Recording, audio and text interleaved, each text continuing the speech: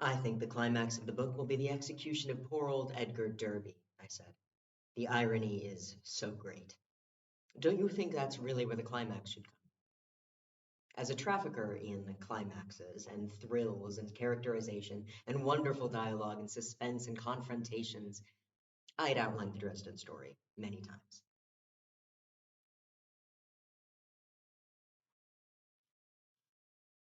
There are almost no characters in this story, and almost no dramatic confrontations because most of the people in it are so sick and so much the listless playthings of enormous forces. One of the main effects of war, after all, is that people are discouraged from being characters. There's a strong disconnect between what someone might expect Slaughterhouse-Five to be and what it really is. The cloying conditioning of Freytag's pyramid might lead us to discard Slaughterhouse-Five for having no identifiable rise and fall, no coherent linear narrative, and, against Vonnegut's own expectations, no particular climax. Vonnegut himself provided us with his theories of narrative structure, all of which seem to rely on the ability to follow a story from its origin to its conclusion. The most famous, like Man in a Hole, need us to be able to follow an event to the next event, to the event after that, in an event chain anchored in two places. If we were to imagine the arc of a story like this, as Vonnegut seems to, with beginning and end, here and here, the emotional contents of the story would be determined by the location and space of the two anchor points and the shape of this middle curve. Here's Man in a Hole, here's Cinderella, here's From Bad to Worse. So if I were to try and visualize what Kurt Vonnegut does with Slaughterhouse-Five, it would be something like this. Now, what the hell do we do with this? If you're Arnold Edelstein in 1974, you attempt a chronological reconstruction, an event by event rundown of Billy Pilgrim's life, beginning to end. But this changes the entire reading experience of the novel. Gerard Genette's conception of the narrative as describing a series of real or fictitious events that occur in succession would lead us to believe that the succession of a narrative does in fact matter. The progressive form of a story, the way that one event leads or fails to lead to another, is a central aspect of that story. And if you were to completely restructure the events of a story, well, you'd effectively be telling a whole different story, wouldn't you? Vonnegut himself supports this theory in the book in question. Billy Pilgrim views a movie twice, once forwards and once backwards, and the two resulting stories have completely different tones, morals, messages, and themes. Randomly organized events do not a story make. Shame on you. But now that we've decided we must keep this seemingly haphazard series of events, what do we do with it? And how can we share this story with other artistic languages? This is the graphic novel adaptation of Slaughterhouse-Five by Ryan North and Albert Montes. Why don't we use this as a case study to see whether we can really make adapting Slaughterhouse-Five work while preserving the essence and sequence of the story in the process? Immediately upon entering our graphic novel, we're greeted with some blatant divergences from the source material. From the very first sentence, North informs the reader of a change in perspective. Slaughterhouse-Five was told by Kurt Vonnegut. Slaughterhouse-Five, a graphic novel adaptation, is told by Ryan North and Albert Montes. The writer and artist seem to view Kurt as their equal and pull no punches when it comes to treating him as such in the narrative. They skim his autobiographical first chapter of the book and speak about his death in the same way Kurt speaks about countless others, with polite indifference. So it goes. They even go so far as to use him as a character in their story, injecting one-on-one dialogue between Kurt, a real person who really existed, and Billy Pilgrim, a fictional character, into the narrative in these white background, ambiguous, and imagined scenes that visually, like the book they're inferred from, can't be placed in any logical sequence with the events around them. Scott McCloud explains how time is no longer contained by the familiar icon of the closed panel, but instead hemorrhages and escapes into timeless space. Because of its unresolved nature, such a panel may linger in the reader's mind, and its presence may be felt in the panels that follow it. This inability to contextualize the panel panels, and therefore the conversations, in either time or space, create a floating, disorganized feeling in the reader and preps them for these themes to be explored in the content of the story itself.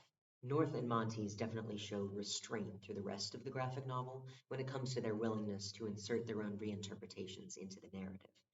For the most part, their adaptation sticks almost exactly to the source material.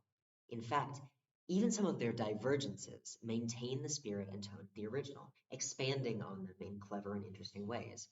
Along with those Billy Kurt confrontations from earlier, the way North and Montes slip in self-deprecating the way North and Montes slip in self-deprecating references to the comic industry is undoubtedly in line with Vonnegut's dry, cynical writing style. Montes includes his own redrawings of the original illustrations, and they find a way to summarize side characters' personalities in clever, concise three-panel sequences. And it's these aspects, the new things introduced into the story, but that carry on the spirit of the original, that matter for adaptation. Since, as Linda Hutchinson puts it, just as there is no such thing as a literal translation, there can be no literal adaptation.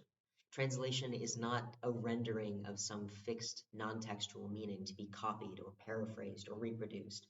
Rather, it is an engagement with the original text that makes us see that text in different ways. What this means in more applicable language is that simply taking what's already in a work and reproducing it as exactly and literally as possible in another work is shit. The advantage of an adaptation from one medium to another is that it gives the adapter an opportunity to tell the same story in ways unavailable to the original creator. A text novel relies entirely on the imagination of the reader to recreate a loose approximation of the author's intent. This can be a wonderful thing, but it can also pose disadvantages. Maybe the imagery gets lost because readers imagine it differently. Maybe readers skim descriptions and miss vital parts of the visual. Maybe the reader gets bored at all this reading and imagining and just stops reading the book. Comic books don't have those issues, and though they have plenty of their own downsides, they provide an opportunity for creators to solidify parts of the narrative in different ways. Perhaps one way to think about unsuccessful adaptations is not in terms of infidelity to a prior text, but in terms of a lack of the creativity and skill to make the text one's own, and thus autonomous. Super Eye Patch Wolf on YouTube says of a good manga to anime adaptation that And it's scenes like this that make adaptations worthwhile. Not a one-to-one recreation of the source material, but the value that can be added with animation. And all the most successful adaptations work off this principle. and there are a couple ways I believe the graphic novel adaptation of Slaughterhouse-Five does this. The first is through what are called form cuts, a film editing technique in which visual elements are used to smooth the transition from one scene to the next. See, Kurt Vonnegut actually does a literary version of these form cuts, using similar scene elements or described visual aspects to connect one scene to another after a jump in time. The graphic novel utilizes the same technique in a much more conventional way. Visually, between panels, when shifting between time frames, Montes will often have a close-up on Billy in a certain position or with a certain facial expression. And then the next sequential panel will have the same, but with a different background that reflects the change in location, and therefore time. He also signifies time change through the use of this sort of purple lava, the graphic novel's way of visualizing cycles and the experience of the passage of time. Despite what the late Vonnegut and his avowed dislike for film would say, the use of these largely filmic transition tactics do reflect the style and intention of the original work. Good job, Montes. Another fantastic use Montes makes of the graphic novel is that of the page turn. See, comic books are a highly physical medium, except in specific circumstances, where one page ends and another begins is basically irrelevant in your typical written book. The typeface can be changed, made larger, moved around, whatever, and it has no impact on the way that the story is told. When you read a text, you don't think about whether a sentence is split between two pages or pay attention to the exact spacing on the page. Flipping from one page to the next in a traditional novel is only relevant insofar as the words from the previous page continue on to the new one. But in a graphic novel, they do matter. Moving panels around requires intent and reformatting. And unlike reading text, which is procedural and takes time, turning the page to view a new image is immediate. Your eyes take in a lot of information. Super Eye Patch Wolf discusses this in relation to horror manga. When we turn the page of a comic, new information is instantly communicated to us. And a good comic artist will use this to his advantage, either meeting our expectations or subverting them. This works entirely differently from the page turn of a written novel, which is without visuals, or the cut of a movie, because it's the reader who controls when it happens. This aspect of reader authority, the ability to control when parts of the story are told, adds a whole new level to the experience of a narrative. So, how does this technique work in practice? Well, Right when something really bad is about to happen, he always gives us this little panel right at the bottom of the page of our character reacting to something unseen. And then it's up to us to turn the page and, oh Christ, what the shit is that? Montes employs this less with horror and more with reverence and awe, positive or negative. In particular, he does this with massive double page illustrations of landscapes. These establishing shot type panels serve to dazzle the reader with the sheer scope of the image, and Montes uses a page turn to create this impact. Like circus applause, he builds and captures the tension, then releases it. Build and release. Build and release. This is an effect that could only really be achieved in a comic form. Similarly, the overlapping of visuals onto each other requires, well, visuals to work. Vonnegut can describe things happening at the same time, but this is delivered in drawing so much more effectively. I really like this panel of Derby, with its morbid irony of Derby being blissfully unaware of his own dead body, the end of his life, existing right next to him in a way only the audience and Billy can see. We're clued into the way Billy views the world on a much more visceral level than is possible in a text format. Potentially my favorite utilization of the comic format is the ending. I cried reading this ending just because, with 0 words, it gets across the cyclical, unending experience of the life Billy Pilgrim describes. Going back to our narrative graph, where Vonnegut puts the beginning and end in one place, the reader's sense of narrative tension and expectation is resolved. Vonnegut has made the reader a promise of where the novel is going to end, and now he's fulfilled it, giving the reader a sense of closure while also tying the end of the novel back into the beginning. It's really well done, and how neatly it's wrapped up is what makes me unable to decide which ending I think is the better one, which is exactly how it should be. Which is exactly how it should be. Both versions take advantage of the tools at their disposal and use them to create memorable, emotionally powerful final scenes. But I get ahead of myself. I want to draw your attention to the description of Billy's death. At that moment, Billy's high forehead is in the crosshairs of a high powered laser gun. It is aimed at him from the darkened press box. In the next moment, Billy Pilgrim is dead. So it goes. So Billy experiences death for a while. It is simply a violet light and a hum. There isn't anybody else there. Not even Billy Pilgrim is there. Then he swings back into life again.